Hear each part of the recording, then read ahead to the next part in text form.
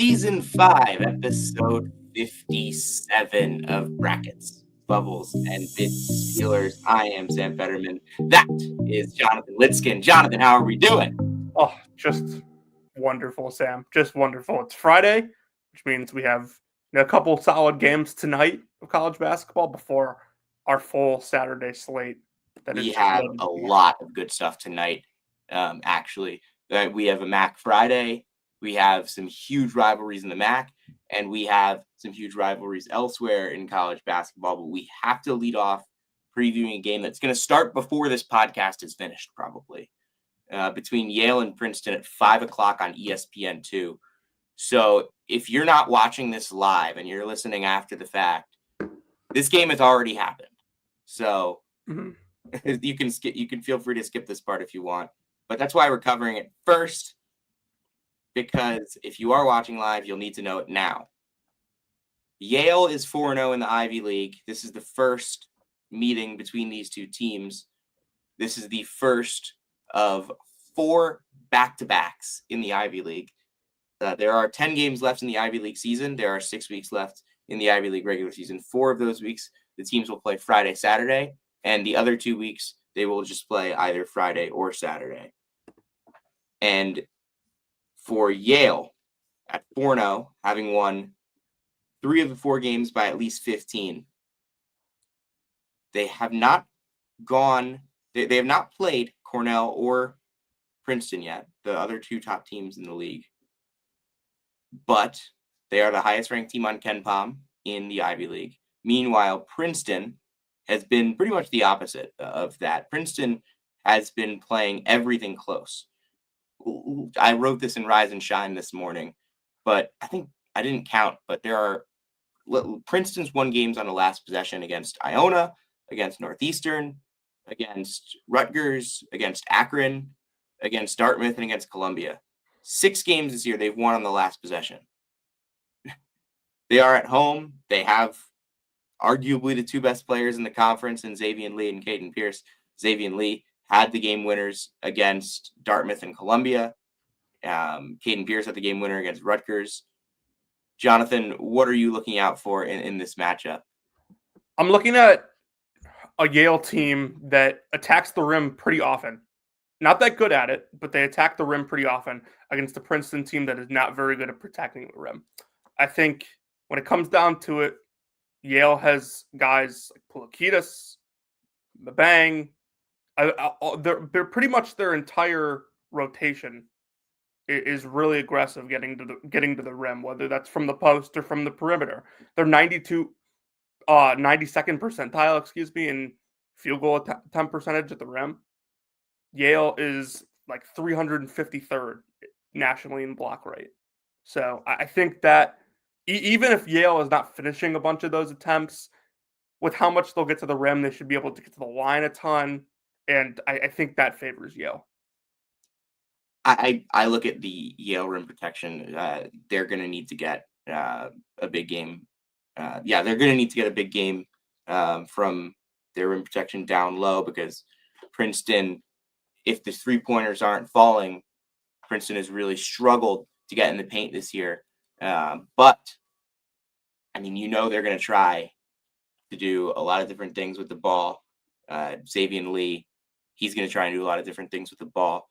And Princeton has struggled to have second and third options in the offense this year. When one of their stars is struggling, Princeton has not been able to reach down and just get the consistency from really the entire roster that I felt it had last year. And I also think this Princeton roster defensively is not, they're just not as connected as they were last year.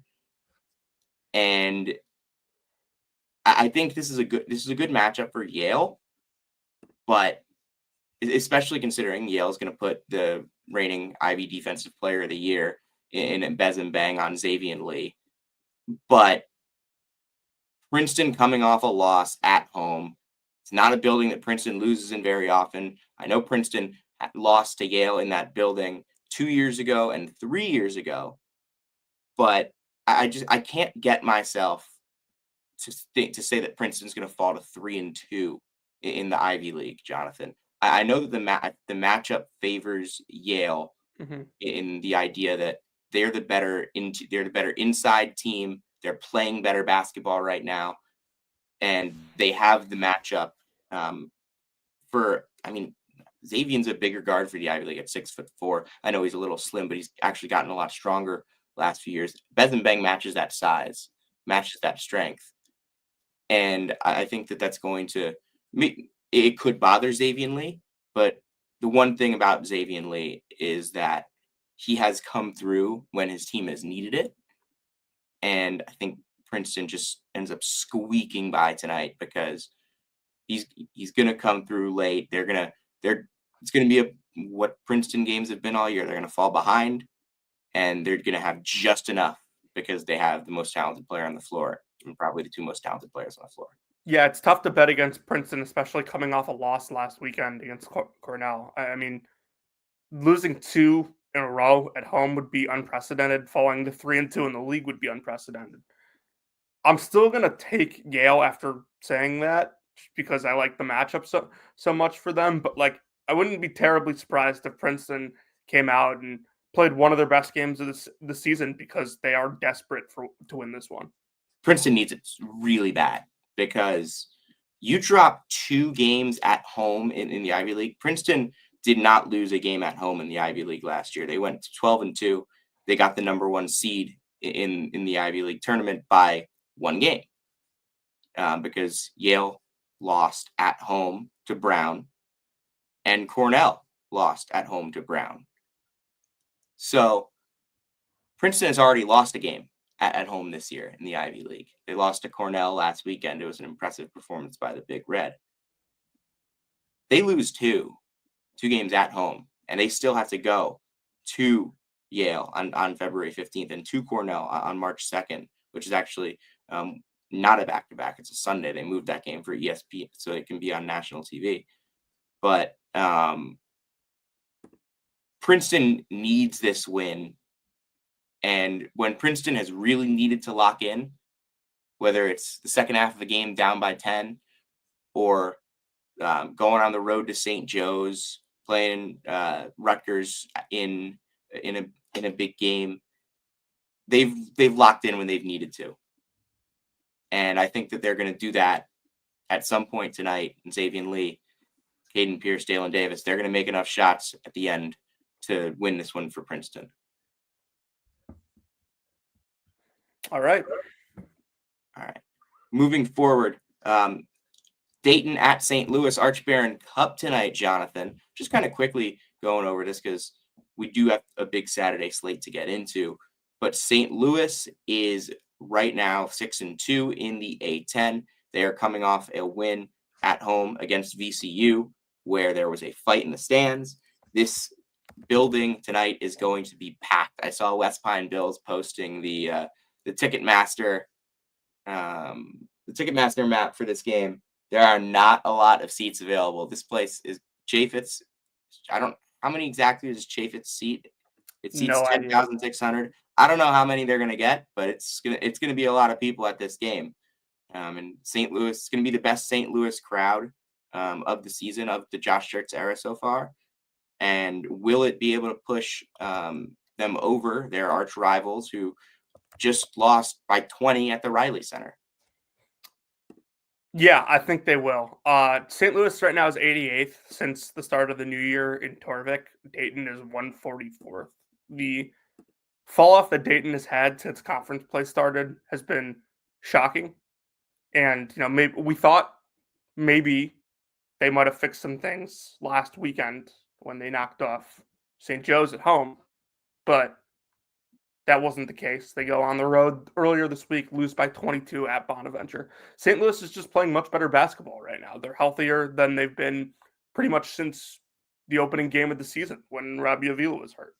So I expect the atmosphere, like you said, to be tremendous. I expect St. Louis to come out and be a better basketball team because they look like a better basketball team right now. The one thing I will say about this is that St. Louis has been unconsciously defending the 3-point line, unconsciously good defending the 3-point line in conference play. Just some crazy variance on that. They are allowing teams to shoot 21% from deep. I feel like there's definitely some regression coming in that territory. Dayton is the number 1 3-point shooting team in the A10 during conference play. I don't think SLU is a particularly excellent defensive unit. They've been playing really well recently, but I still think this SLU team, when it comes down to it, if they're really good in March, they're going to be really good because of what they can bring offensively.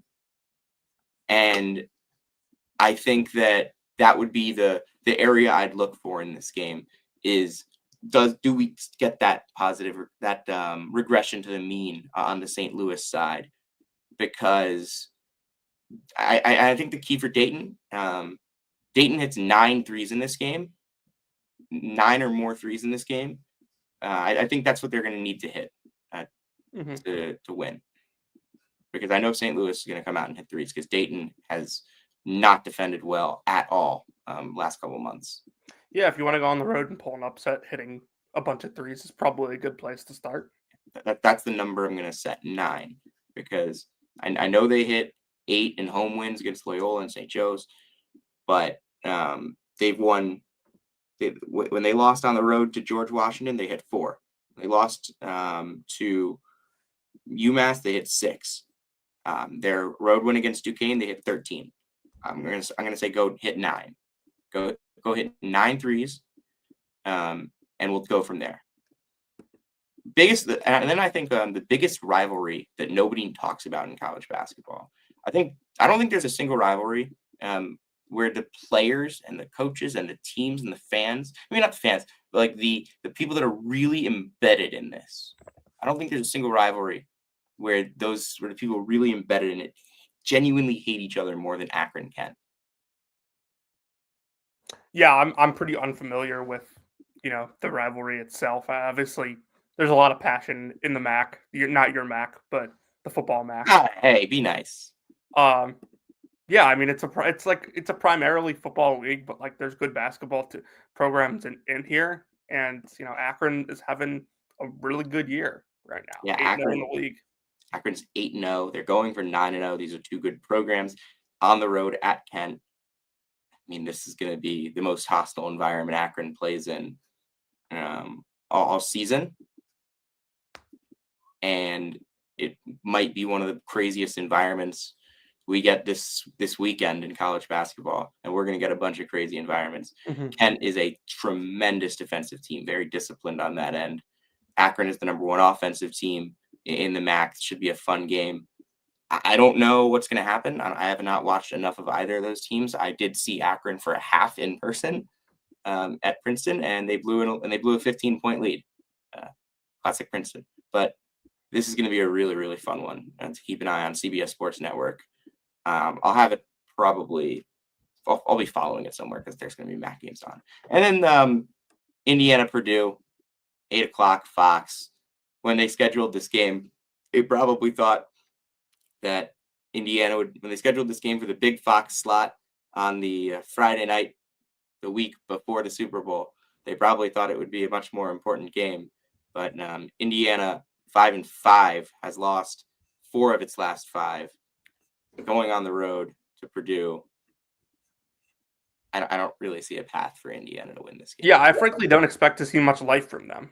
I feel like I don't want to say everyone's checked out because Luke Goody's clearly not, but it feels like Indiana's sleepwalking a lot of the time. Their only win in the last 5 coming on the road against an Ohio State team who I don't think is particularly that good, and atmosphere not that difficult to play in, if I'm being perfectly honest.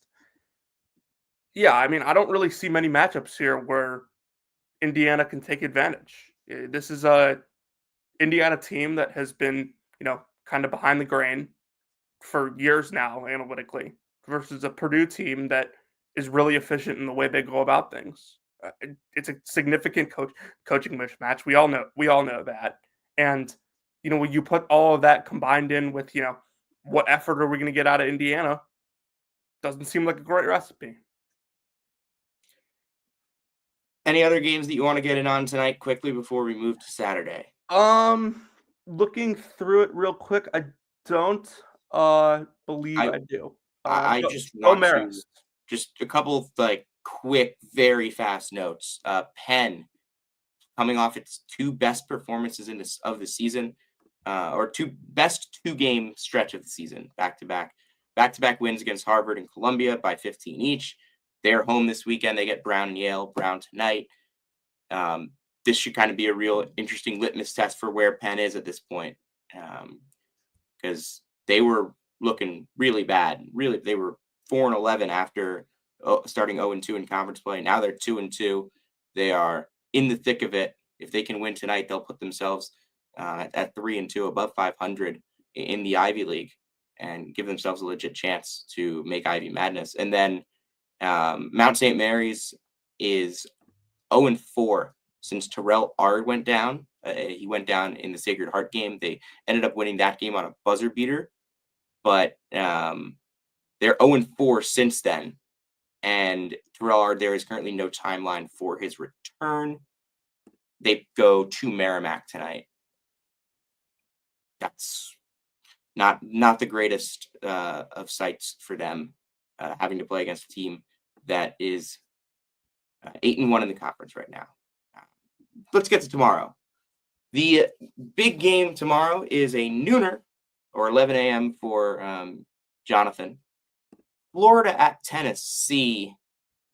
This is a really fun rematch. You already get the rematch of these teams because these two played in Gainesville early January, and it was over from the minute it started. Tennessee didn't score for the first 7 minutes of the game. Yeah. Florida won by 30. It was never close. This game, I think everyone agrees, is going to be closer than that.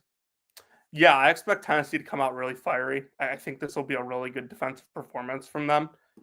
Just because, not only what happened the first time around when they went to Gainesville, but Tennessee's dropped 3 of its last 4. They dropped their last 2, both close games to Auburn and Kentucky. And I think Tennessee's better than what they've been playing. I'm still not sure how sold I am on them from an NCAA tournament perspective and from a long-term perspective. But like in the short term, like Tennessee has guards that can contain Clayton and Martin to their best abilities. And they have a big in Akpara who will battle inside. That result, the first game, wasn't super surprising that Florida won the game, but how they won it was very surprising. And I'd go as far to say that, I think Tennessee wins and covers tomorrow. I think they're that much in need for a win, and I don't think they're nearly as bad as they've played the last, 2 weeks or so. That might have been that Florida Tennessee game might have been the single greatest game in the history of regression to the mean, because in the previous game, Kentucky dropped 106 on Florida, who's a really good defense. They were 83% on spot ups. They scored a ridiculous 2.2 points per possession on spot ups, 1.6 points per possession on pick and rolls. And then in the Tennessee game, like a couple days later, Tennessee shot 7.1% on spot ups. So, that game, I don't feel like that game really has any bearing on what happens tomorrow. I think this should be a really fun one. The interplay of the guards in this game is really fascinating to me, because that Florida, we know that Tennessee is going to try and get Chaz Lanier some looks. He has not been hitting a ton of shots recently. He's struggled in the last 2 games, and struggled in the last 2 games is still averaging 12.5 points and hitting multiple threes. So, but they do need a big performance from him to get him back going. I think that for Tennessee, for Florida, making sure that you're not getting lost on him, making sure that you stick to this, making sure that you stick to the scouting report that really worked in that game, but definitely don't just bank on the same thing happening. Tennessee was 4 for 29 from 3 in that game. Tennessee is coming off a game where it shot 11 for 45 from 3 against Kentucky. I think this could be Tennessee's positive regression game. They were like there was a ridiculous stat, like 8 for 32 on unguarded. I forget. Borzello tweeted it out. Yeah. But I think this is just going to be a positive regression game in the other direction, where Tennessee just comes out, hits shots. They got the home crowd. Lanier plays well. I am fascinated by the Walter Clayton-Zakai Ziegler matchup. Clayton's a bigger point guard, but Ziegler is able to give everybody trouble. And I think Tennessee takes it. I do see a path for Florida to win. And these are two of the best rebounding teams in the country. So the battle on the glass is very important. Tennessee has done a lot of work on the offensive glass in conference play when they haven't been shooting the ball particularly well. And that has kind of buoyed them a little bit. But Florida is an unreal team on the glass as well. So if Tennessee makes shots, I think that they'll be able to win. If not, then it'll be really close. Yeah, no, I think you said everything perfectly there. This is just such an obvious positive regression spot for Tennessee, just how it was a kind of obvious regression spot the first time around. 13 for 41 on uncontested shots, including 8 for 33 on uncontested three-pointers via ESPN Stats and Info. Yeah. Insane. I don't think, on that bottom bullet point that you have there, I don't think Tennessee's a true national championship contender. I just, I don't think that you can, we kind of talked about it with Christian a couple nights ago. I think it's hard playing through Zakai Ziegler, a 5'9" point guard, to win as much as they do and winning a national championship that way. I don't think Chaz Lanier, as good as he's been, is as good as what Dalton Knecht was giving them. It's not close. Year. Did I bring up the numbers on a previous podcast, or did I just text them to you? We called about it. We were talking about it when I was in the car. I'm gonna pull this up right now. The Dalton Knecht numbers from last year versus in the half court versus Chaz Lanier in the half court this year. And then the other thing is, I don't think this team's nearly as deep as they were a year ago. Chaz Lanier this season has made 11 field goals at the rim in the half court. He is at 40.7% on rim attempts in the half court. Dalton Knecht made 78 last year. He was 56.5% on those. The frequency is triple for Knecht. It's just Lanier's game is so much more one-dimensional than Knecht's was. It's just not comparable to what they do. Even if Lanier might be straight up a better shooter, like if you put them in the gym and just told them to have like 3-point shooting contests until one lost, I'm not sure that Lanier doesn't win. But just so much more was to Dalton Knecht's game. Yeah, we're not here to shoot spot up jumpers unless Florida the first time around. Well, Chaz Lanier's paid to do it. All right, Kansas and Baylor. This is an interesting one in the Big 12. Two teams in interesting spots of their season.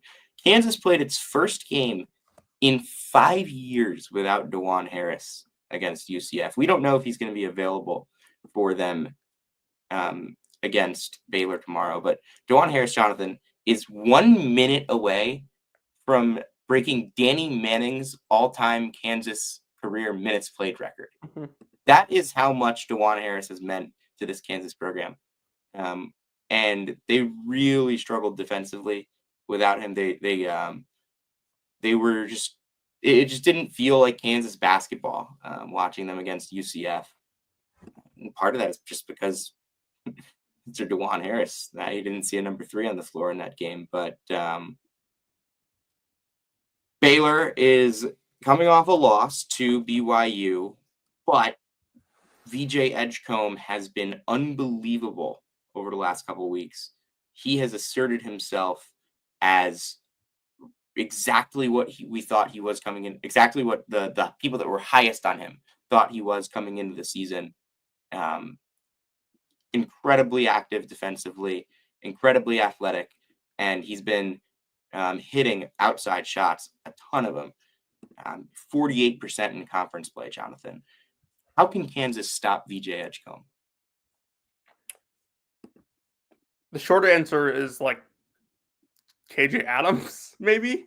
Like none of those wings that Kansas has can guard him. Griffin can't, Mayo can't. I think the key though is who do these teams have available? Baylor was down to basically 6 guys the other night against BYU at the end of the game and didn't look super great. Is Jeremy Roach going to be back? What's Langston Love's injury? He's been out a while. I think he's on the LJ Cryer timeline. Okay, he's been out a while. Roach has been out a couple games, but we'll see with him. Yeah, like if you have to play Jason Asamoah, 15 minutes again, probably not a good thing. On the flip side, we saw Kansas's defenses without DeJuan Harris. It's not very good. UCF was able to get to the rim a lot more than you typically see against Kansas because DeJuan Harris. Yes, but huh? they were 38% inside the arc in that game. Yeah, I do think that just if you continue, I had a point on Kansas' defense here. Yeah, I think we've been seeing Kansas play Dickinson and Vidunga together a lot more recently. They've been starting games. They've been playing. Flory started the last 4 games. He played 36 minutes against Houston, 29 against UCF. Kansas's defense is actually worse with Dickinson and Vidunga in the game than with one or neither of them. But the one thing that really stands out when you look at Kansas's defensive numbers with Dickinson and Vidunga on the floor is that the rim rate, 2-point field goals at the rim, down 10% in frequency from when they're not playing this duo together. And it's a ridiculously low 22.4 frequency. And their teams are 47% at the rim when they're on the floor together. Now, they do give up a ton of threes in this scenario. The percentage isn't great, and the mid-range defense is not good either in this. That also could be a little bit variance based. I think that Kansas, I think Edgecombe's game, while he has shot the ball really well recently, is primarily predicated on his ability to score at the basket. Ability to get to the basket off that one step, off that 2 steps, off that quick move, and go. I don't know if that's going to be available if Kansas plays the 2 bigs, regardless of what wings are on him. It's going to come down to whether Baylor is making outside shots, and not just making outside shots, but really making outside shots. And I know this game's at Foster Pavilion, but I'm going to take Kansas here. Hard to bet on Kansas when they're on the road these days. Yeah, I know. I'll say if DeJuan Harris plays, Kansas wins. If DeJuan Harris plays, I'm taking Kansas. If DeJuan Harris plays, Kansas wins. If he doesn't, I think Rob Wright will have a field day. Yeah. If he doesn't, it's a real toss-up for me. If he does, I'm definitely taking Kansas. If he plays, I'll take Kansas. If he doesn't, I'll take Baylor. Okay. Moving forward, Arkansas at Kentucky. Oh, do we have to? I put this game way higher in the rundown than it should be for a reason. It is the biggest story in college basketball right now. Yeah.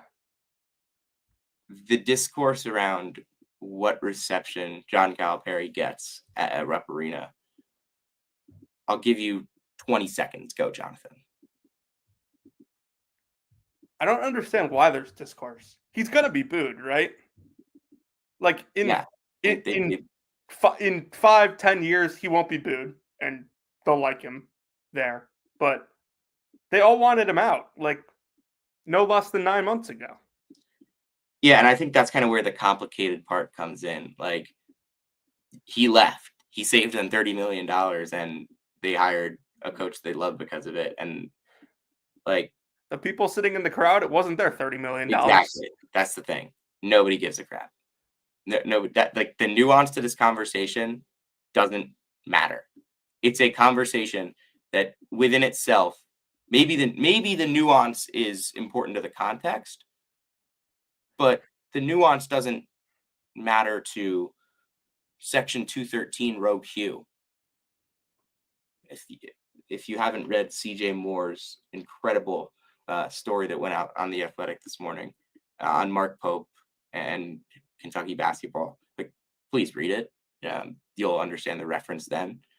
But like, that person doesn't give a shit about the nuance of this conversation. They didn't even get the chance to boo Calipari after the Oakland game. No. So, yeah. I mean, Rick Pitino got booed his first time back. I mean, to be fair, he was coaching Louisville.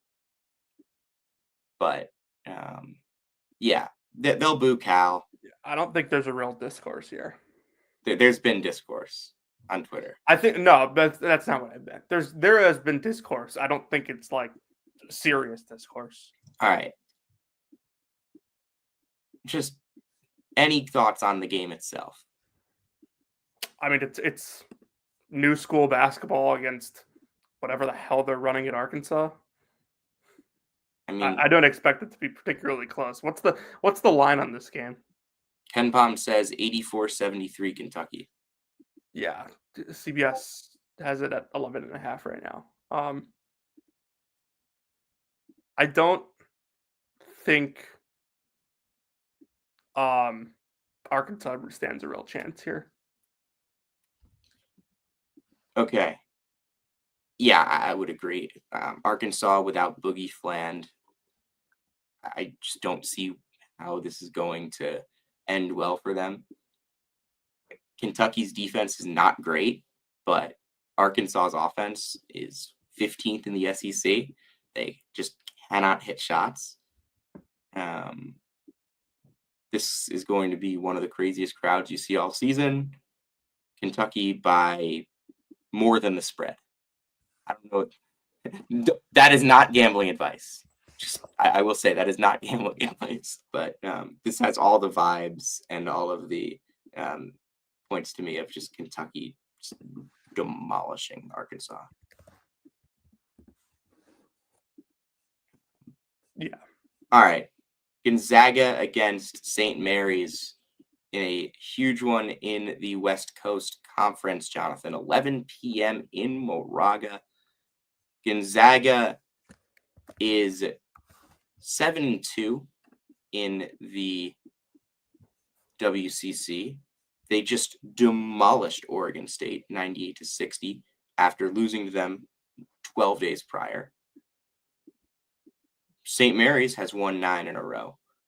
They just went on a Husky 30-0 run against Santa Clara on the road. What are we looking at in this one, Jonathan? Impressed by both teams taking care of business earlier this week before they play each other. This is, always the game of the year in the games of the year in the WCC. But not that I would expect anything less, as these two historically, dominate the conference. I think St. Mary's is just the last couple years when these two teams have played. St. Mary's has looked more prepared, more juiced. They hit more shots. I'm probably going to pick Gonzaga when this game goes to Spokane in a month. But I'm taking St. Mary's in the first matchup between these two. I think Gonzaga's 10th ranking in Ken Pom right now is a little misleading. St. Mary's 23rd ranking might be a little misleading as well. But I believe St. Mary's ranking much more than Gonzaga's. I think Gonzaga moved up like 4 spots the other night for blowing out Oregon State. St. Mary's was kind of in a similar spot coming into this last year where we didn't really know what to think of them after the non-conference. I will say they were in a worse spot last year. But then they just started obliterating teams at the beginning of conference play. They beat Pacific 76-28. And then they went to the Kennel and beat Gonzaga. Best player on the floor in that game was Josh Jefferson. That's kind of the one thing about that St. Mary's team that I don't really think this St. Mary's team has. I don't know how much I can trust Gonzaga, though, on the road against a good team. I know they beat San Diego State, but Gonzaga's defense, Gonzaga's late game situations, I've been a little bit underwhelmed at times this year. I don't think that all of their addition, I think I saw a stat that Caleb Battle went scoreless in 2 games in a row, and then he had the big game against Oregon State. But they've been so inconsistent at times this year. Ajayi is, he just had 2 big games, but he's been struggling all year. I have no idea how to predict this Gonzaga team, and I don't know how St. Mary's stacks up with them. So this is going to be a very interesting game to watch for me. If you made me make a pick, I would probably lean St. Mary's because they're at home, but I have no idea how this game is going to go.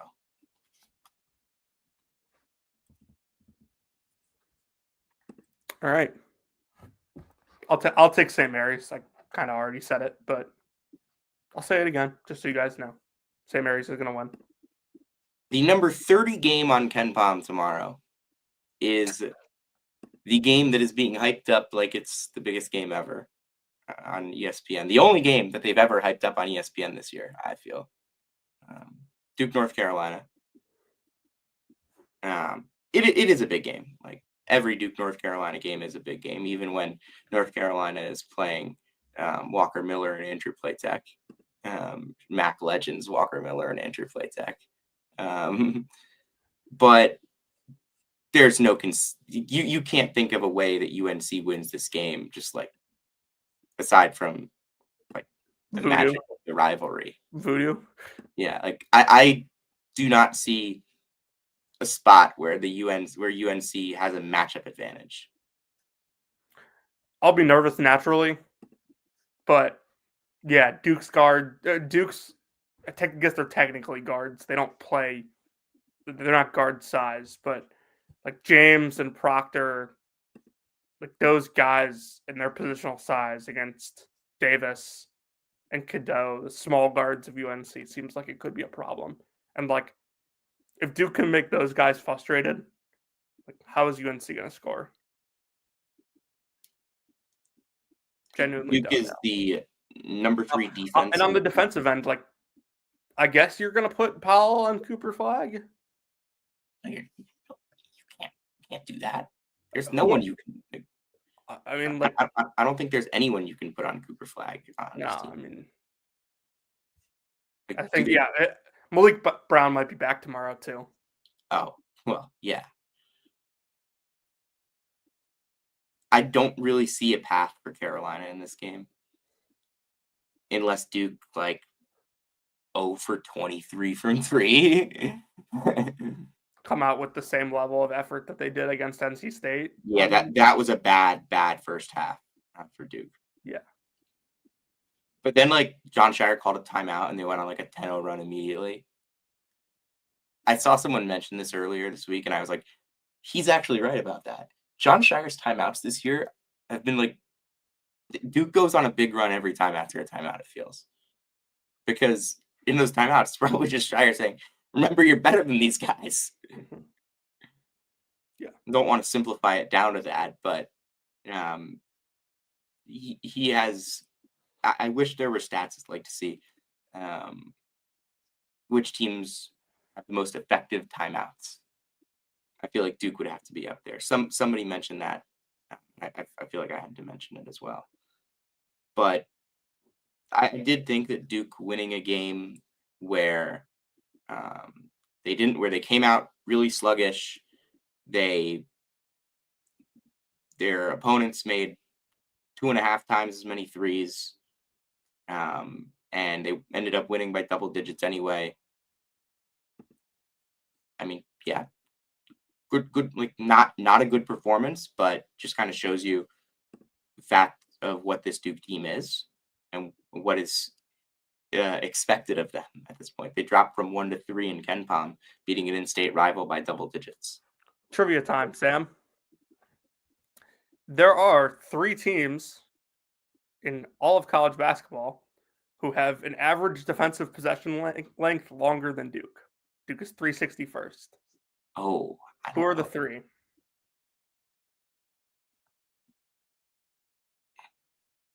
One of them, I think you definitely should be able to get. It's got to be like a St. Peter's or something. No. Is there a MAC team? St. Peter's is. Oh, I spelled it wrong. Hold on. 171st. Okay. There's got to be. Is one of them a MAC team? No, Fairfield is actually not far, but they're 358. Yeah, well, that's because and Merrimack's 358. But yeah, that makes sense. None of them are below. Fairfield hasn't been able to force turnovers this year. So. 2 of them are high majors. One of them is a high mid major. I don't know. Give me the answers. Houston is 360. It's 363. Or so. Yeah. Excuse me. That makes sense. I was just thinking maybe they just, since they get so many rebounds, teams don't have as long of possessions against them because they can't get second chances. Utah State is 362. Ooh, that's surprising. And then 364 is the team Duke will see on the road next week, Clemson. Really interesting. Mm-hmm. Who's the fastest defensive possessions? Jackson State. Syracuse is 9th. Yeah, because teams just go down the court and score. Illinois is 10th. And also Syracuse gets a ton of rebounds, so Illinois is 10th. And they don't force turnovers, so it's a lot of like SWAC and like HBCU teams at the top. Yeah, those games are like ridiculous amounts of fouls, turnovers, and just those games are wild to watch. Yeah, they're played at a weirdly fast pace, but it's hard to explain the pace of those games. Alabama's 29th, so yeah. Auburn and Mississippi. At Mississippi, I do feel like one of these days Auburn, like they're not gonna run the table in the SEC. I mean, but I don't know if Mississippi is the team to beat them. I know they kind of have they have good athleticism to make it work. They're really well coached. They're the number 1 defense in the conference, but this is a team that I just feel like I have no reason to trust in games like this. I mean, I think we learned last weekend that if you hold Auburn's offense to a minimum compared to what they normally do, there's no guarantee you win the game. So I don't think Ole Miss is going to be able to do enough on the offensive end in this game. I have major questions about how Ole Miss is going to be able to hide Sean Padula in this. And, I like Mississippi. I think they play really hard. I think the roster is built with a ton of length and athleticism, but nothing really seems to bother Auburn except for, like we saw last weekend, guards that, can get out and pressure you and make you take tough shots. And I would assume Janai Broom is healthier than he was a week ago as well. He certainly looked like it on Wednesday night. He had a ridiculous game against LSU. I mean, LSU is not good. But Auburn 19-1. They have Jonathan 12 quad one wins as of yesterday. Yeah. Did any of those change? Nope, it's still 12 quad one wins.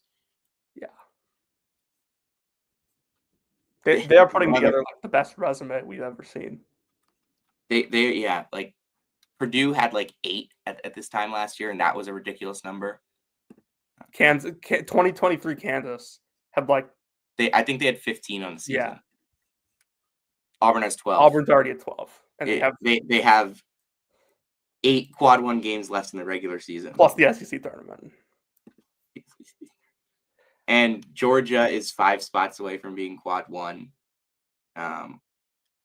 Arkansas and Oklahoma are not going to be quad one. But Georgia is not far away from being quad one. This Auburn team, you mentioned it. What bothers them? Like, truly. I don't think you can make them uncomfortable. Like, it's not like they rely on tough shot making. That's the most impressive thing for me about Auburn is that the last couple of years, there's always kind of been something that makes Auburn uncomfortable where you could just really expose them.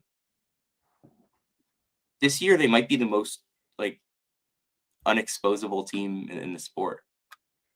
I keep looking for signs of a 2022 type regression from them.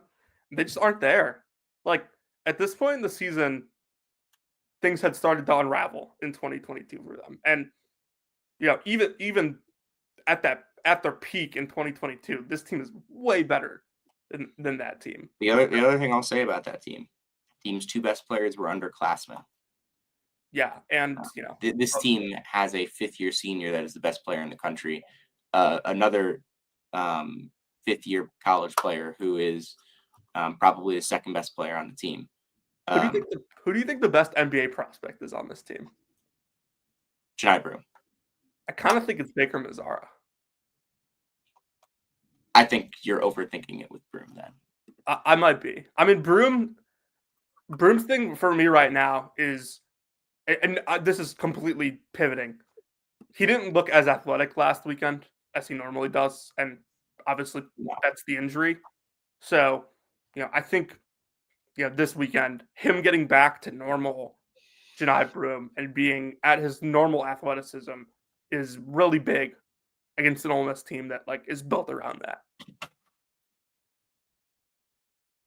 Texas Tech at Houston. Texas Tech has very quietly moved up to 11th in KenPom and are 7-2 on a 5-game winning streak in the Big 12. The only one of those wins, though, that has come against a top 50 opponent is at home against Arizona. Next 3 games are all against top 50 opponents, top 30 opponents, in fact. They are at Houston tomorrow. They are home against Baylor on Tuesday. They are at McHale a week from tomorrow, Jonathan.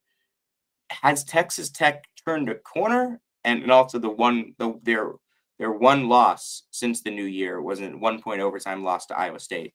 So there's that. But has Texas Tech turned a corner? Obviously, Darian Williams missed the last game. I'm not exactly sure about his status for tomorrow. But has Texas Tech turned a corner, or has it just kind of been an easier schedule for them? Yeah, I'm not quite convinced yet. We always thought their offense was going to be good, dating back to June, July, when we first started really getting excited about this team. Their offense is phenomenal. JT Toppin has been one of the highest usage players in the conference and is dominating. He's translated beautifully. They have shooters all over the floor. But I think the rise in defense over the last couple of weeks very easily could be they've played lesser opponents. Kansas State, Cincinnati, Oklahoma State, TCU, those are not good offensive teams. And so I'm not saying tomorrow is the game to judge them, because Houston's the number 1 team in KenPom right now, and they've looked incredible over the last month, 2 months even. But if they could, put up a fight tomorrow and the defense looks all right, I think that's a positive sign. I don't know if Williams is going to play. It was not a problem when they played TCU at home. They beat them by 14. JT Toppin had a huge game. but I kind of just think there's another level of physicality, another level of energy that comes out when you play against Houston from the Cougars that I just don't see how Texas Tech is going to be able to match. I think, I mean, Houston's number one in Ken Palm right now. This is, and people have been giving Houston crap for a while about shot making. They are the number 6 3-point shooting team in the country this year. They may be with, I know Emmanuel Sharp got hurt in the last game, I believe. So the West Virginia game? Or he had a bad foot. That's what. Yeah, I mean, he's been dealing with some stuff. He played 18 minutes against West Virginia. But I think Houston has enough guys. I mean, they have plenty of guys, and that front court is going to make life hell for Toppin. I think all 3 of those front court guys are 3 of the 10 best front court defenders in the country for Houston. Yeah, Texas Tech inside will be overmatched. On the perimeter, I'm not sure they will be. But it's not enough to just not be overmatched on the perimeter anymore against Houston, because Houston makes outside shots now. Correct. I don't know how many Houston wins by. Ken Palm has it as a 10-point spread. I don't know if it'll be that much. Yeah, I mean, Texas Tech is also a team that plays very slow. So, like, I don't expect it to be more than like a 65, 67 possession game. In Texas, Houston's last couple games, 59, 80 in double overtime, 56. Yeah. So even 65, 67 could be stretching. This is a projected 60 possession game tomorrow. UConn at Marquette. It's really getting buried on a massive slate. But UConn, Liam McNeely, I believe they said he's a game time decision. Let me check that. The news just came out, I think, while we were on. Game day decision. That's what Hurley said. Game day. So, interesting. Never heard that used before. But okay, here's my one thing. Do you does that mean he can make the decision after the game, if it's still technically on the game day? Do you think that there's a chance that, obviously Liam McNeely being out hurts a ton, but do you think there's a chance that we just, even if or when they get McNeely back, the machine just isn't what it was before he got hurt, and this team just isn't as good as they looked in December?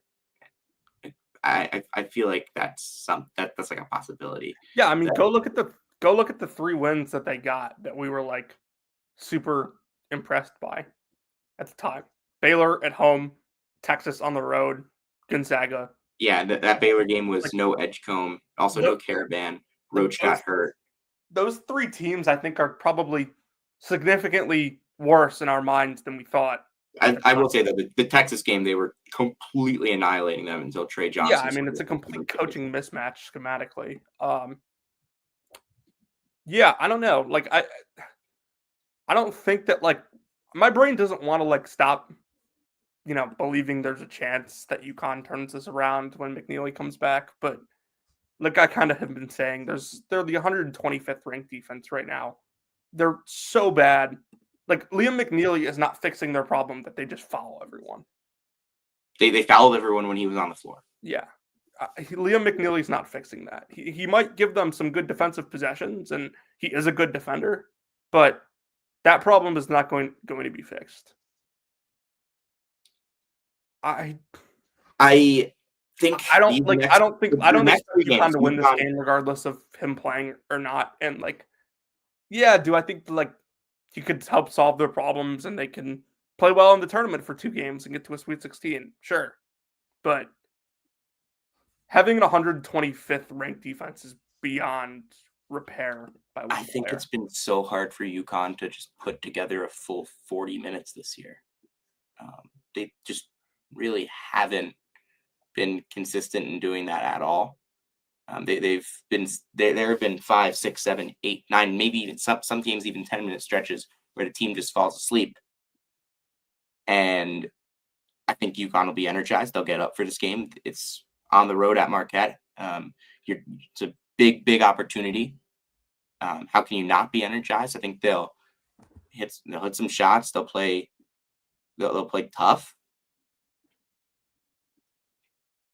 They might take the lead with 10 minutes left, but Marquette's going to win this game. Marquette is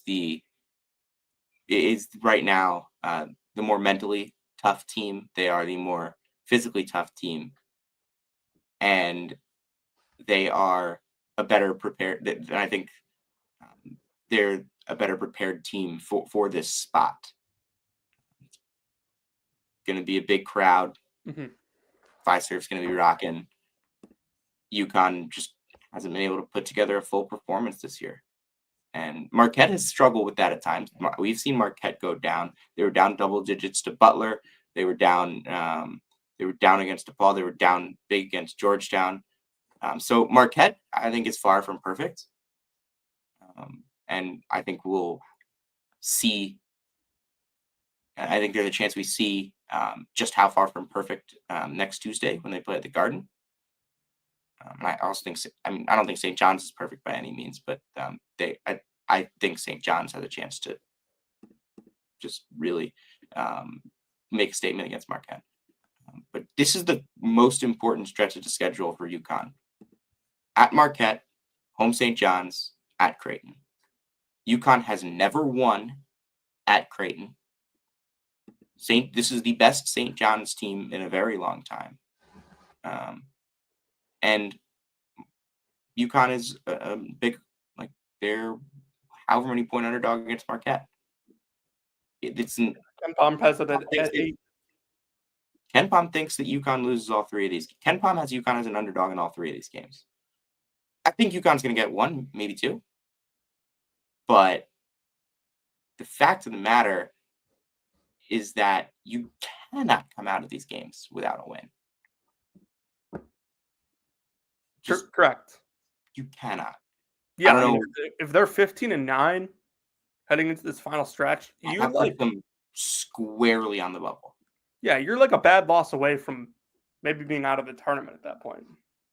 Yeah, and there's not a ton of opportunities for big wins in the Big East this year, with how they've already played Xavier twice. They're at that point they're going to have already played Creighton twice as well, and you'd have to go to St. John's. I mean, I know that's kind of a home game for UConn, but if UConn is struggling at that point in time and St. John's is still really rolling, it could be a really interesting ball game. And then you have some trap game potentials. You got to go to Providence.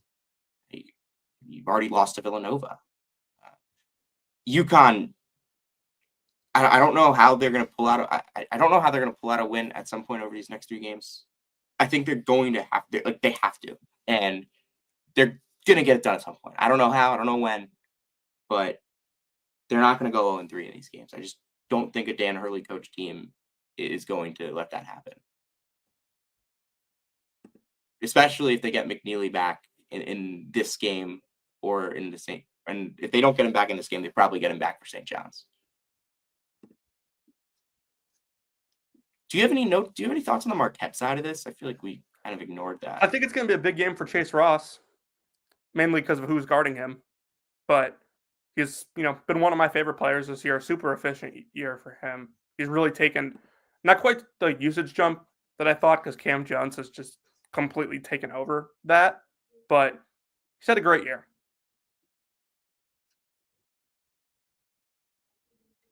New Mexico and Utah State in a big game in the Mountain West, Jonathan. I mean, these two teams have been excellent during conference play. They are the top 2 teams in the conference right now at 9-1. One of these teams will leave with a second loss. The other will have the inside track to the number 1 seed in the Mountain West Conference tournament in Vegas. This game is in the Spectrum in Logan. Utah State is 19-2 this season. Their only 2 losses have come by a combined 5 points. Will they get the job done on Saturday against New Mexico? I'm going to call a New Mexico upset road win here.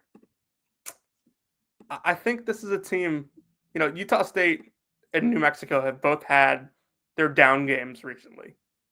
New Mexico goes and loses at San Jose. Utah State goes and loses at UNLV. I think that New Mexico's fast pace, like they're used to playing at elevation. I mean, everyone is in this league.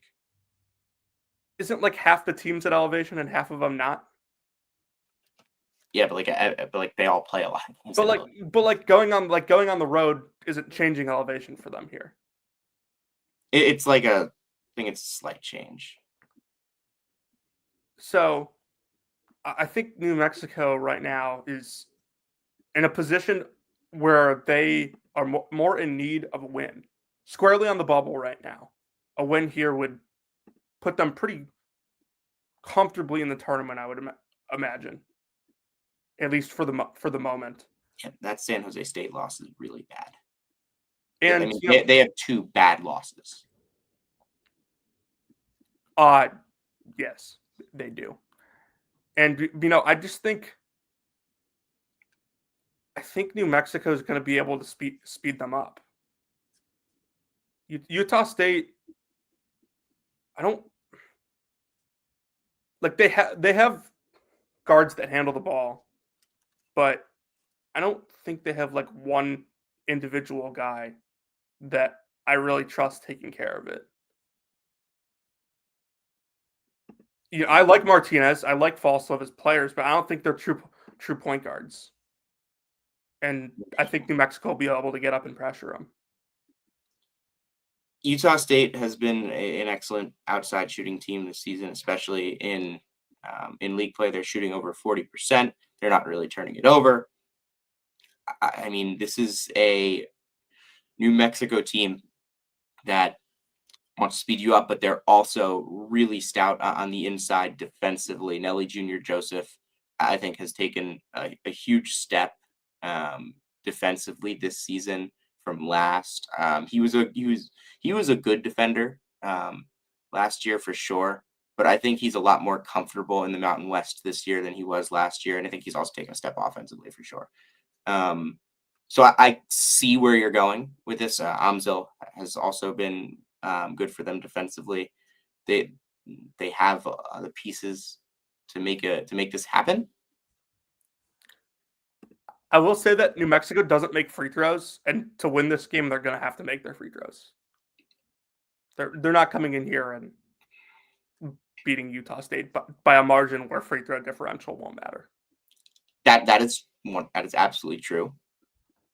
But I also, I mean, Donovan Dent's going to be the best player on the floor. We know that. He's the best player on the floor basically every game. Mm-hmm. But I think Utah State is not going to be frazzled by what Dent brings in terms of his pace and what New Mexico brings in terms of their pace. I think Utah State at home controls the tempo of the game, hits enough shots, gets the win. I think I see where you're going with this, but I'm gonna pick the Aggies. Yeah, it's respectable. Moving on to the next one, we've got Mizzou at Mississippi State. I'll let Jonathan take the lead here because this is Tigers 16-4, 30th in KenPom on the road against Mississippi State, 16-5, 25th in KenPom. This could really make people start talking a lot more about Mizzou, Jonathan. Yeah, I don't think that Mizzou should expect anything from Mark Mitchell. in this game, or at least not much, with Cam Matthews probably drawing the assignment to guard him. Mark Mitchell's your highest usage guy. 25.3% of possessions he's used. So, where do you turn if you're Missouri then? You turn to your guards. You turn to Bates, Robinson, Perkins, Grill. I think, it's pretty simple for me. If those guys are able to attack and stay in the game, if they're able to attack off of the smaller Miss-State guards and shoot over them. Usually Grill especially does not have a problem taking contested shots.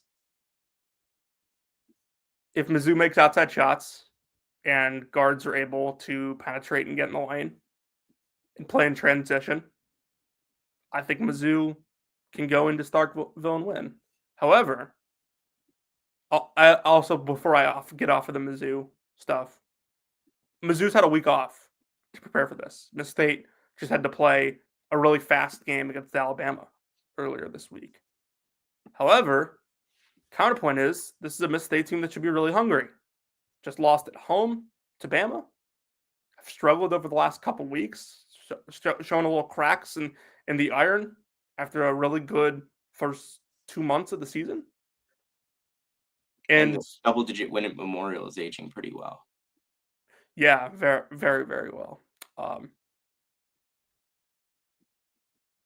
Miss State is not a team that can penetrate and get inside and score against Mizzou super often to me. I think Mizzou's guards are quick enough to mostly keep Hubbard and Harris on the perimeter. And I'm not super worried about like Keyshawn Murphy and Michael and Wilco and even like a Cam Matthews getting post touches, and that's how Mizzou loses. I'm gonna take Mizzou here. I would go Miss State. Arizona State, big opportunity for the Sun Devils, who are right on the bubble right now. This is a game at home for them. They are 3-6 in conference play, probably trending towards the wrong side of the bubble, with a lot. If they don't pull off wins against, if they don't get some big wins later in the season, they do not have those resume wins aside from, this St. Mary's in New Mexico, like St. Mary's, New Mexico, West Virginia are their best 3 wins. So this is a big opportunity for ASU in front of its home crowd against its biggest rival. If you'll remember, they won this game 2 years ago they won at Arizona 2 years ago on like a 60-foot buzzer beater that turned into the only reason they made the NCAA tournament. But Arizona is playing some really damn good basketball right now. They just beat Iowa State. They are at 8-1 in the Big 12. They've really found a formula that works, and I think that they're going to go into Tempe and win.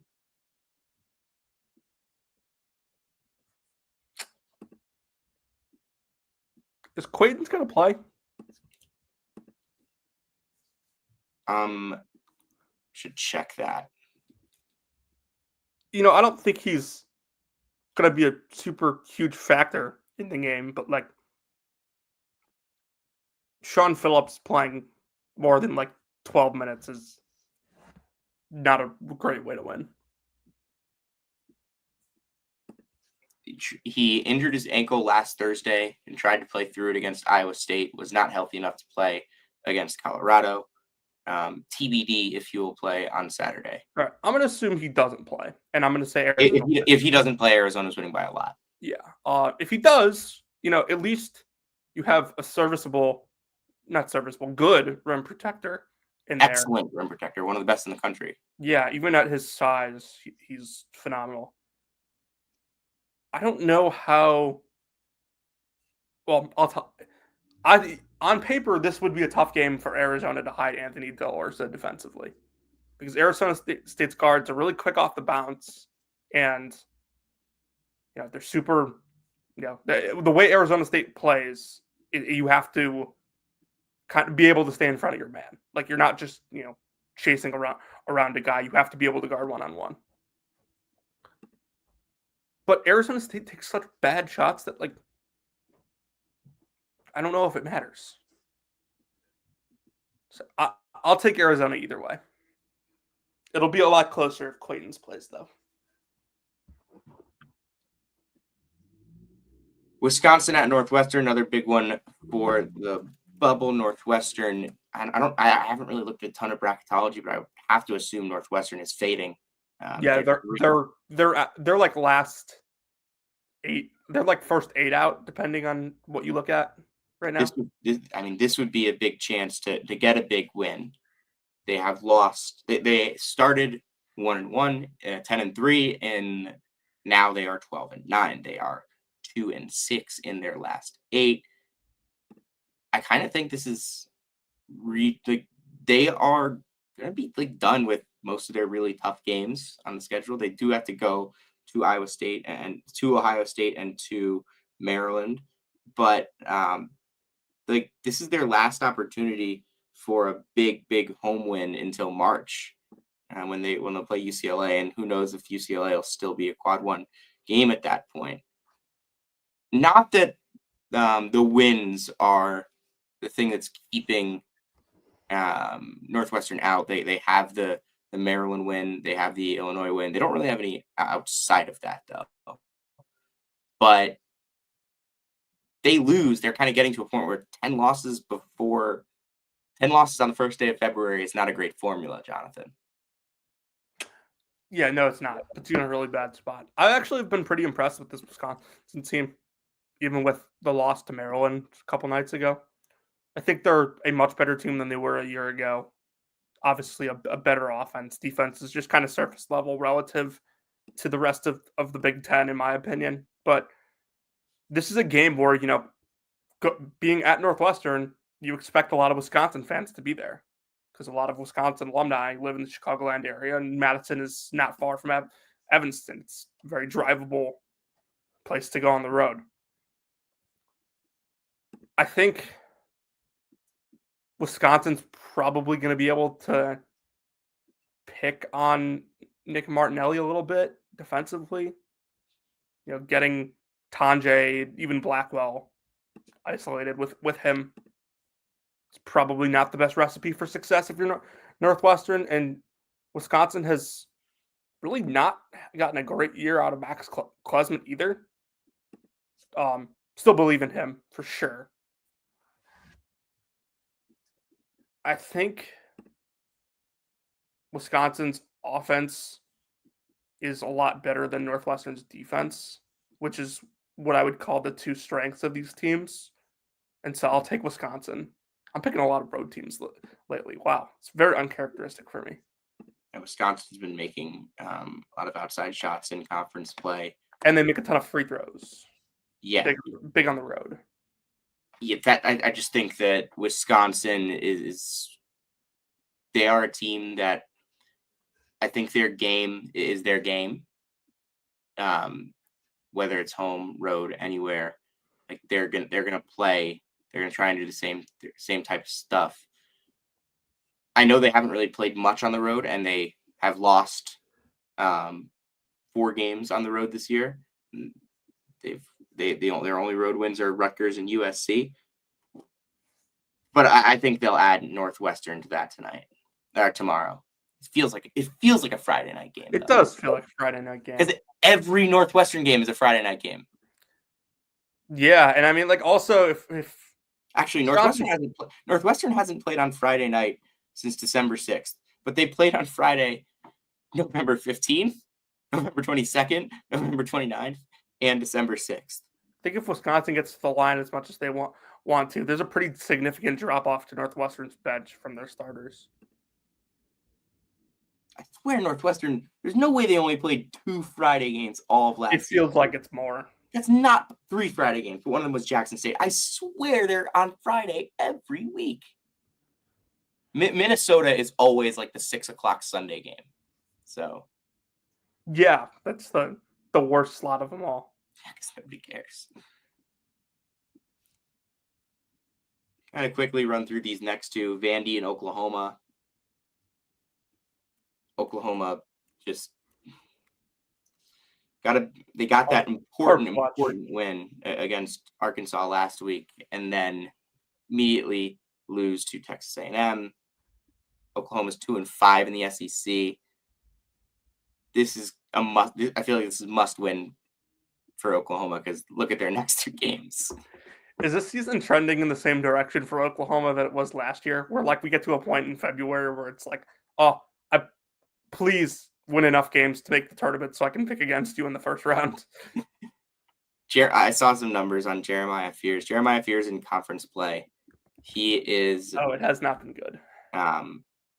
43% from 2, 19% from 3, 22% turnover rate, 46.6 true shooting percentage, 88 offensive rating in conference play, Jonathan.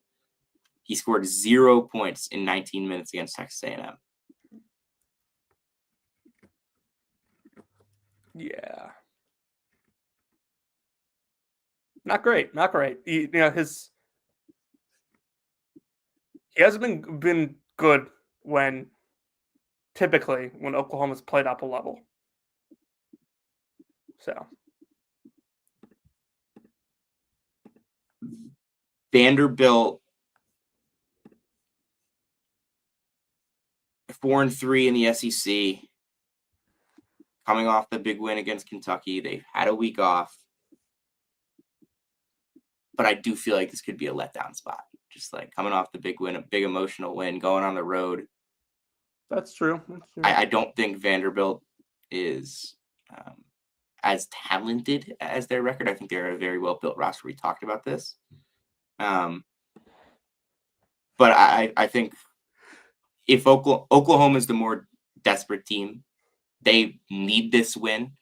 Vanderbilt, for them, I know they do have Florida away coming up, but Vanderbilt's they're just coming off a big win, emotional high. Getting the week off is probably good after that because it lets them ride that wave and then reset.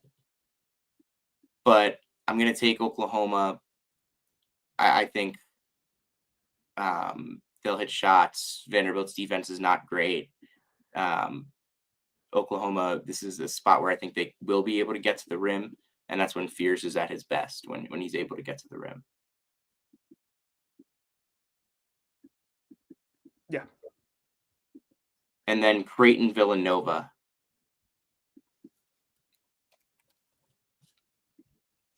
Creighton is 8-2 in the Big East. They have won 6 games in a row. They have won 8 games out of 9 since that blowout loss to Georgetown about a month and a half ago. We kind of wrote this team off for dead when Pop Isaacs got hurt, didn't we? We did. I'm willing to admit being wrong there. I don't know how much of it is the Big East isn't great this year. But, I mean, Greg McDermott has proven time and time again what he's able to do. This is a really fun matchup, though. Eric Dixon, Ryan Kalkbrenner. Very different players. Yeah, I think it's a tough one because you're going to have to make Kalkbrenner come and guard on the perimeter, unless, of course, you have somebody else guard him, which probably wouldn't be very wise. I mean, Villanova has been playing Dixon at the 5 a good bit. They were playing with 4 a lot earlier in the year. They've moved him. They've started playing him more at the 5, going smaller in Big East play. They've lost 4 of 5. This is another kind of crucial game for them. They are they're not. I don't know. I have not looked at bracketology at all this year, but I would not think complete fraud watch. Yeah, I would not think that Villanova is a team that is currently even projected to be on the front of the bubble.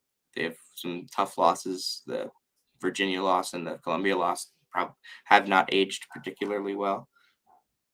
They need this. I don't think they get it. I think Villanova is a terrible ball screen defense team. I think Creighton. I think basically everyone in the Big East can just ball screen Villanova to death. I don't think there's anything they can do about it. I think I looked at the synergy numbers and they're the worst ball screen defense in the country.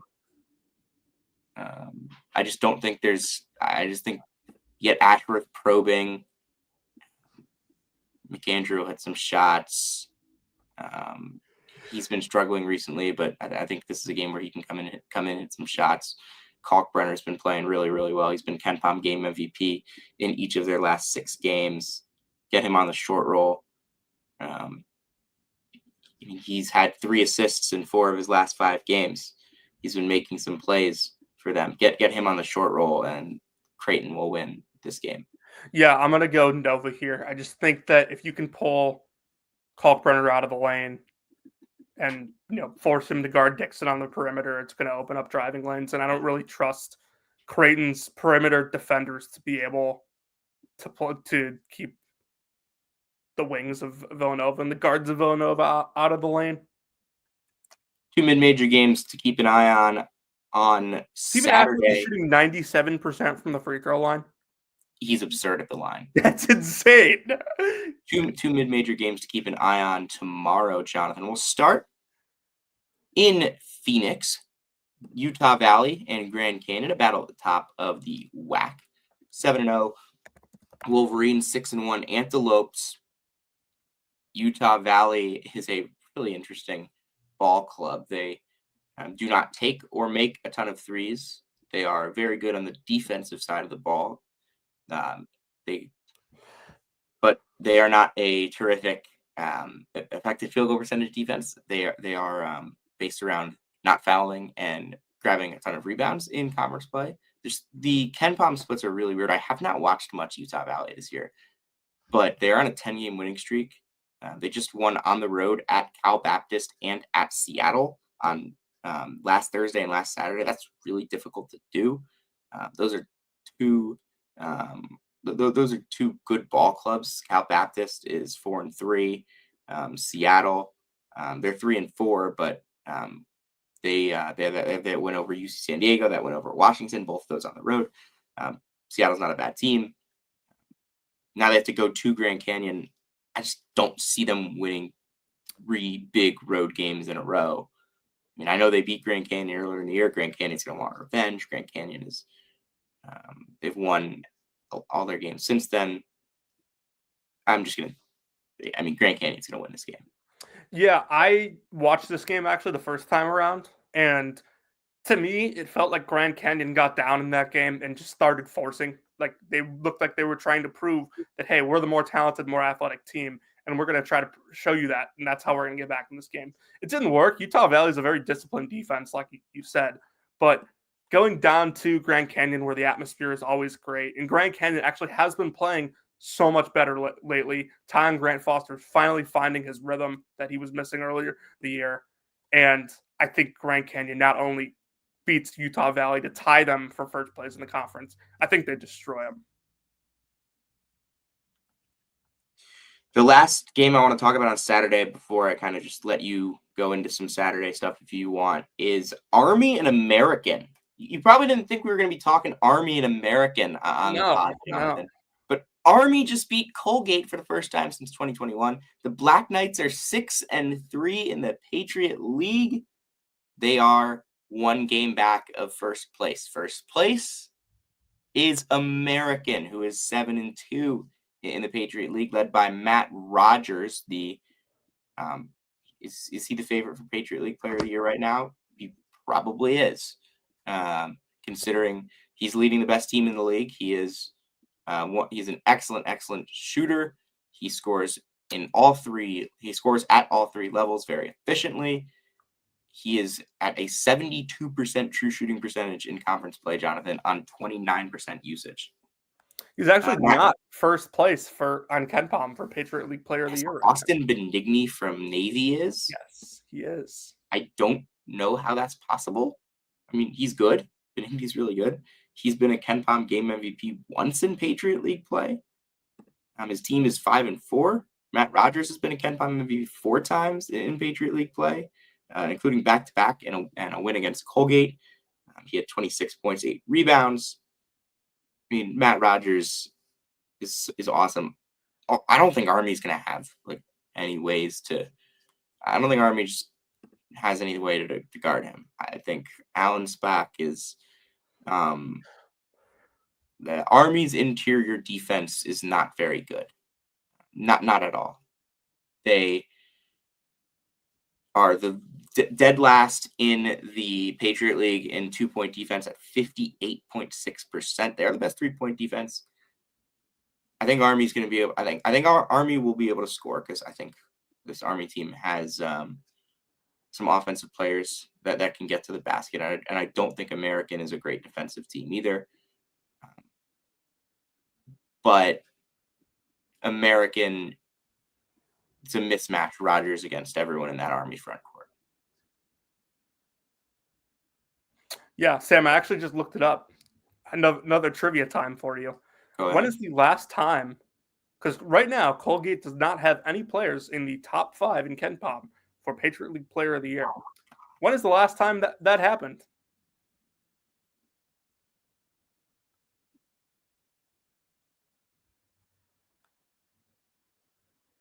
I mean, like 16 or 17, I don't know. 2017, I'll give it to you.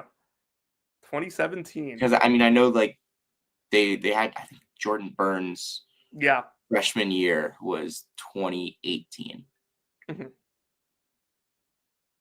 was just wondering if Will Raymond was really good for a while for them. Was he not? Yeah, he was. Was he not on it in 2017 though, as a freshman? Don't believe so. No. Yeah, I just looked it up. No, oh my God, those are some names. Yeah. To Sunday, actually, is there anything else you wanted to get to on Saturday? I want to revisit a couple things from yesterday. I don't really think there's anything else. Saturday. There are definitely some things to revisit from yesterday. First of all, Doug Gottlieb lost by 14 to an assistant coach. I don't need to go much further into it. I just wanted to acknowledge it. Troubles in Vermont. I mean, holy cow. Lose on the road to a Binghamton team that I think entered 323 in Ken Pom last night. Binghamton was so weird to me because they looked like world beaters in December. Then they came back from Christmas break and they were the anti-Jalen Blakes. You say Christmas break and it just triggers that now. They were on a 6-game winning streak going into Christmas break. Then their first game coming out of Christmas break, they got outscored in the second half 46-24 at Marist, and they were 1-5 in conference play going into yesterday. Now, 4 of those games were on the road. They come back home and they beat Vermont. First time, I think, first in 22 games that they beat Vermont. Mm-hmm. It's good stuff. You make your outside shots. Ben Callahan Gold what's he shooting on the year? Yeah, he's an excellent outside shooter, 38%. Chris Walker at 14 points. He's been really good for them this year. When Chris Walker is playing at his best, Binghamton is playing at their best. You did not want to talk about Binghamton. You wanted to talk about Vermont. Yeah, I mean, like, injuries have plagued their season, but this is a team that, like, you would think with the program that they've built, they'd be able to fight through some of this stuff. They're still 4-3. I think they will be able to fight through this. You can, losing to big time gut check tomorrow against Maine. That's a good. Like losing to Bryant and like losing to Maine, like those are things you won't be too concerned about. But losing to Binghamton, even on the road, it is a little concerning. Just big time gut check for that program against a Maine, a 6-1 Maine team who's won 6 in a row. At Patrick Gym tomorrow. I mean, I think Vermont's going to get a culture win in that game. I don't know how else to explain it. I think even if Maine is probably the better team at the moment, I just, I you know what I mean? Yeah. The only other thing I wanted to mention from Thursday was that Nebraska-Illinois game, and we're just about to talk about Illinois. I wasn't. You reminded me. I did want to talk about some other stuff from yesterday. Sorry about that. Okay. I watched the end of UC Irvine and Long Beach State. Yeah, what the hell was that? Long Beach State had a chance to win this game at the end of regulation. They were going down the court. They had I think they had 10 seconds left when they got the rebound, 7 when they crossed half court. They called timeout with 3. They called timeout with 3? Yes. And then what did they do? Everybody in the gym knew that they were going to try and get the ball to Devin Askew. When Devin Askew gets the basketball here off of a handoff, he is 40 feet from the basket, moving away from the basket. As he turns, he travels. They don't even get a shot off. They deserved to lose that overtime by 40. They only lost by 5. Yeah. But gutty win for UC Irvine, coming back from down 10 with 6 minutes left. Now 9-1 in conference play. The one loss to Jonathan. The one loss for UC Irvine was Riverside. Riverside, who got a win against UC Davis last night. I think Nate Pickens had the big shot. Sam, I have a visitor, so I apologize if you hear any weird noises in the background. My dog just came in. Okay. Then I also wanted to mention Dane Danger has been really, really good for Memphis recently. Just had 2 really big games. They had 19 and 10 last night against people on Twitter. Yes, and he's been awesome on Twitter as well, for sure. Hofstra goes on the road and wins at Elon. That's an Elon team that was 5-2, is now 5-4 with 2 back-to-back home losses. They have a big gut check coming up at home against Northeastern on Saturday. Mm-hmm. And then also in the CAA, Campbell just destroyed William and Mary. William and Mary, who was 7-1 coming into this game. Campbell, who was they were 5-3 coming into this. Campbell's 6-3. I didn't realize that. They've won 4 in a row. How about the Fighting Camels? 96-55 win. Now, there was no Chase Lowe, no Noah Collier for William and Mary. But, that was how that ended up. Mm-hmm. North Carolina, staying in the CAA, North Carolina A&T suspended its top 3 scorers, or 2 of its top 3, or whatever it was. So do you know who their top scorer was last night in an 83-59 loss to UNC Wilmington? Dude, it's got to be some random high major player that I haven't thought about in 2 years. Jonathan Lamar. Yeah, there you go. There you go. That checks. Just excellent stuff. Excellent stuff. North Carolina A&T now 0-10 in the CAA. And 4-19 overall. Cal State Northridge is now 6-4 in the Big West. They beat UC Santa Barbara on the road, 78-71. Scotty Washington had a big game for them. The thing about CSUN is just how good they are at scoring at the rim and just beating you to the rim and then getting the rebound when they miss. They are a really, really interesting team to watch. If you haven't watched them,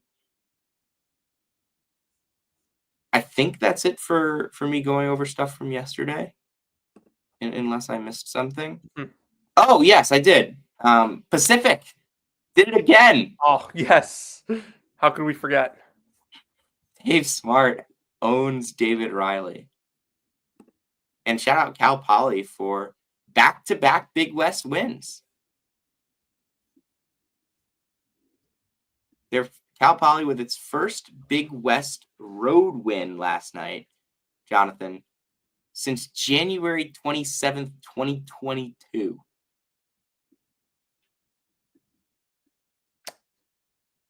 Wow. They in that game, they beat a UC San Diego team that had Jace Rockmore, Bryce Pope, and Francis Nikori. That's honestly not that surprising since Pope and Nikori were literally there last year. But that game was with sophomore Kobe Sanders scoring 5 points.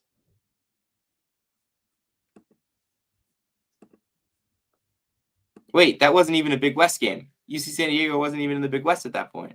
Wait, no, they were. Wait, what the hell? They joined at the Big West, didn't they? Ken Palm is being weird. Not often is that the case.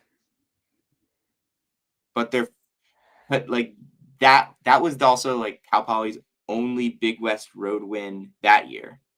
If you want to go back even further, Cal Poly they just picked up their second Big West road win since 2019 when they beat UC Riverside 71-45. All right, let's move to Illinois. Yes, please. Oh my God, Cal Poly had a guy in that game named Job Alexander. Like J-O-B? Yes. God, I love college That's basketball. funny. All right, please move on. Illinois fans had a perfectly normal reaction to losing in overtime at Nebraska without Tomislav Ivicic yesterday. I didn't see any of this, honestly. Oh, dude, there were like hot boards on Illinois Twitter. Who's the next Illinois coach? But yeah, Illinois, chance to bounce back at home against Ohio State this Sunday.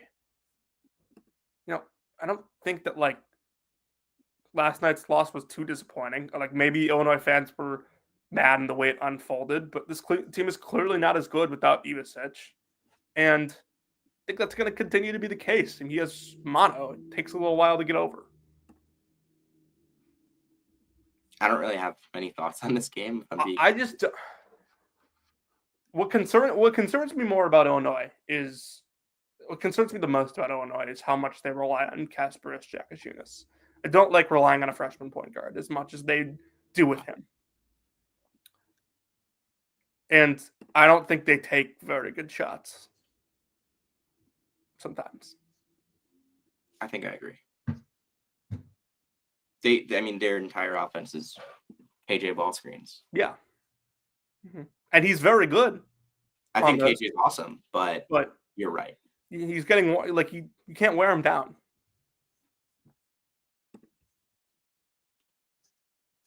I'll let you go with the next one too, Jonathan. So there was a Twitter discourse that resurfaced the other night. The most polarizing player in the Missouri Valley had 5 points, was 2 of 9 from the field, 0 of 1 from the free throw line, 3 assists, 3 rebounds, 2 turnovers in a 93-70 loss at home. Looking at it right now, Duke Dean this year, offensive rating of 104 in conference play, 52% true shooting percentage. That is down from a 118.6 offensive rating in conference play last year and a 57.9 true shooting percentage. I like Duke Dean. Good player. He's objectively better when he's a number 2 option or number 3 option. I think that's pretty clear. And that's part of the reason. And I think that's true for most really small guards. Mm-hmm. Yeah. No, 100%. They need another guy to lean on at times. And does Bradley have one consistently enough is the question going forward. So now that Bradley goes to Cedar Falls this weekend in a spot where you look to bounce back. Northern Iowa has been really up and down this year. They lost to Drake on the road. Nothing to be ashamed of earlier this week. But some of these other losses, Valpo, Murray State at home, at Southern Illinois by 26, 24, whatever it was. I mean, good Lord. I don't think Northern Iowa is in the same league as Bradley and Drake right now. It actually goes far to say I think it'd be totally fair if you put UIC third in that league right now with how well they've been playing. Trey Campbell has had to take the point guard duties since RJ Taylor's injury and has been doing quite well. Efficiency is still very high, assist rate nationally ranked. Not turning it over as much as RJ Taylor was. So that hasn't been as big of an issue as I thought it was going to be. Problem is they allow a lot. They don't get any offensive rebounds, like literally next to none. And they're just really not as good on defense as I thought they would be. And I don't think this is a game where Duke Dean will get super frustrated. I don't think Northern Iowa has the lengthy kind of pressure centered guards to make him play as bad as he did. I would not expect if you get that game two times in a row. And like I said, I don't think that Northern Iowa and Bradley are on the same level right now. So I'll take Bradley to bounce back. Bradley knows that they need to go win this one to stay at pace with Drake. Because I think Bradley is like. Go on. I don't think they lose 2 in a row. No, I don't either. And like, you know that Bradley has it in the back of their mind that they can't be down a game to Drake in conference play. They still have to go to Drake. Drake won at Bradley, so they're behind the 8 ball if they don't win this one. I just think that my thing about Bradley is that they just need a little bit more. I do think there are times where they need more out of Dean, but I think there's times where they need a little bit more in certain games coming down the stretch run of the season. They're going to need a little bit more from different guys at different spots, and they've gotten that enough this year. And I think that's been what's kind of carried them through the year is that they've gotten enough they've gotten just what they need when they need it. They have couple overtime wins, a couple other really close wins in conference play. Coming down the stretch run of the season where you have to go to Northern Iowa, to Drake, still to go to Illinois State. Not that Illinois State's awesome. They're not bad. But they have Bradley still has some tough games on the schedule. They have played the second easiest schedule in the Missouri Valley so far this year. I think it's going to become a little bit tougher for them to continue to have the guys just step up when they need it. And I'm really curious to see what the rest of the season holds for the Braves. Yeah, nothing else to add. Just one last thing on Sunday, Oregon. Now 16-5. They're 5-5. Real quick before you start here, this is the most unethical conference matchup of all time. Like, this just, I know we say like, oh, this doesn't feel like a Big Ten game. This does not even feel remotely close to like a Big Ten game. I don't know what the hell this game is. It feels like an NIT game. Yeah. And that's not an insult to either of these programs. No, Oregon is very obviously making the tournament, and Nebraska has a solid chance as well. But it feels like either an NIT game or like the third most interesting game at Atlantis or something. Yeah, good call. Good call. Do you have anything to say about this game though? I think Oregon. I mean, not really. Oregon got blasted last night by a UCLA team that is playing better. The Ade Mara emergence has really turned a page for them.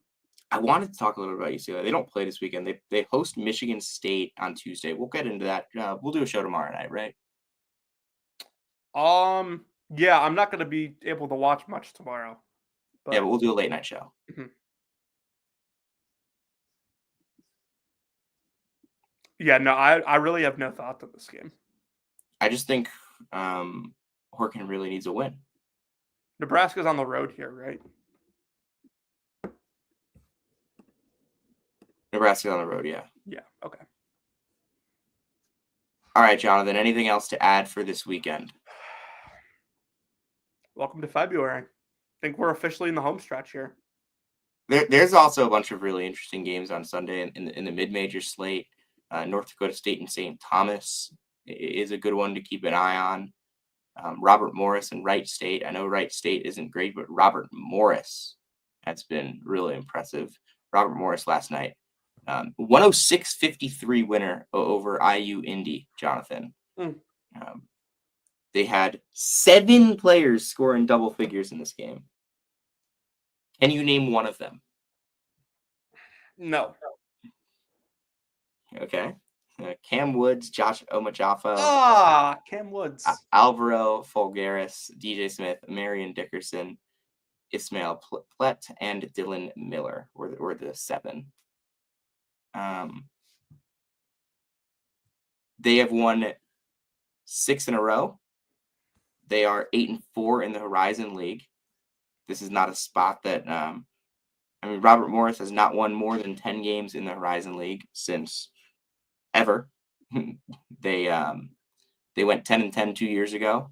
They went 6-14 last year. Their first year in the league was 21. They went 3-12. Second year in the league went 5-6. Why did they play 21 conference games? That's a great question. I have no idea. Did everyone play 21 conference games? No.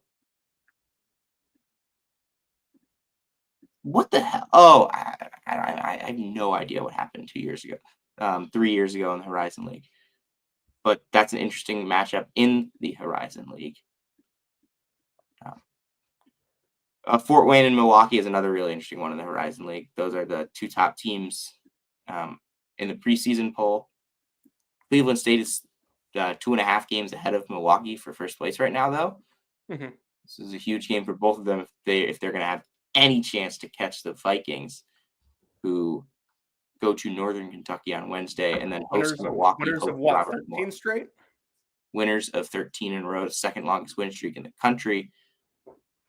Jonathan, who holds the longest win streak in the country? It's the Duke Blue Devils. That's correct. That is correct. I think we've talked about most of the teams that are on the longest win streaks in the country right now. Louisville has a 10-game win streak. McNeese has 11. And those are the only 2 I think we didn't talk about on this show. I mean, I mentioned Michigan State. Yeah.